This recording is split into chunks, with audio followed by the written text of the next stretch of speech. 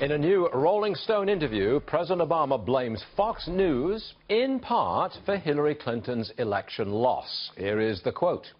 "I think that part of it has to do with our inability, our failure, to reach those voters effectively. Part of it is Fox News in every bar and restaurant in big chunks of the country. But part of it is also Democrats not working at a grassroots level."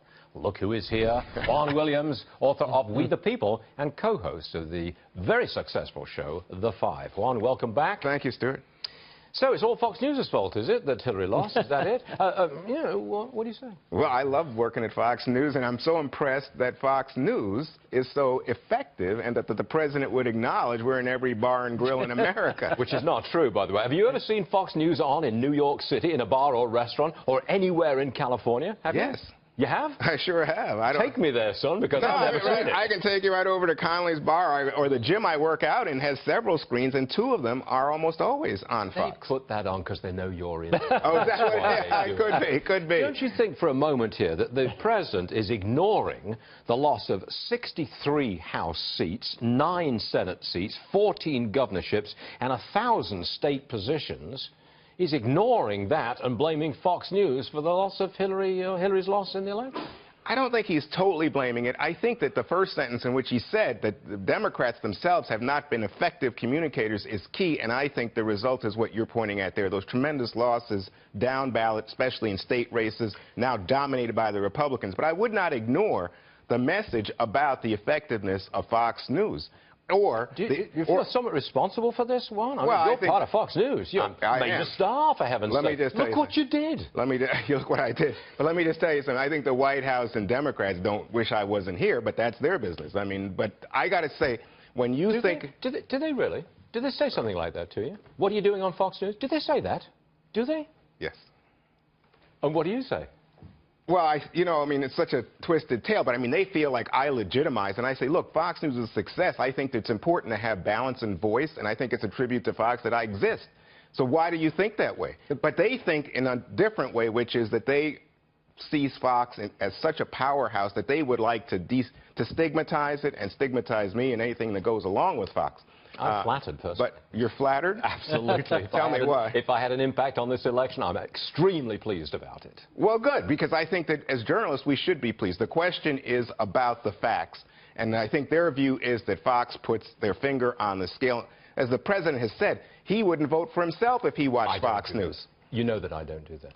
Don't you? You know that, now, don't you, Juan? True. I don't put my finger on the scale. No, but I think that you have a strong point of view, and it comes through, and it's enjoyable for the viewers. I don't doubt that in the least. Okay, let's move on, shall we? Next case. Here we go. But you don't doubt that, in fact, you have a point of view. Oh, no. And that's what the president is objecting to. Now, I will separate us out from this present fascination with fake news and with the Russians trying to say, oh, everybody tells lies, so don't believe anything. I think that is corrosive, and corrosive in terms of trust in the democratic process. I hope he's not talking about that, because I definitely don't think Fox is guilty of that sin. I think Democrats haven't got a clue where they're going.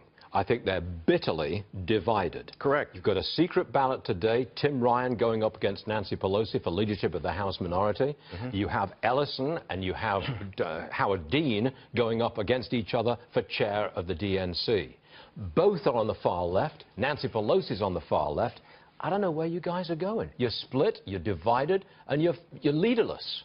Well, I wouldn't say we're leaderless. I think President Obama clearly remains the leader of the Democratic Party at this juncture. Big question about the role he plays going forward. Yeah. In the House, though, I am very sensitive to what you're saying, because I think Pelosi, and not being an ageist here, I'm pretty much a senior myself, but I'm just saying, in her 70s and her entire leadership team, Jim Clyburn, Steny Hoyer in their 70s, at some point you have to think, well, gee, they've lost the last 3 or 4 races. You've seen a decimation of Democrats in the Congress. Who's responsible? Why don't we see some change or some necessary response that would lead to Democratic victories? That's why I think it's interesting that Tim Ryan wants to run.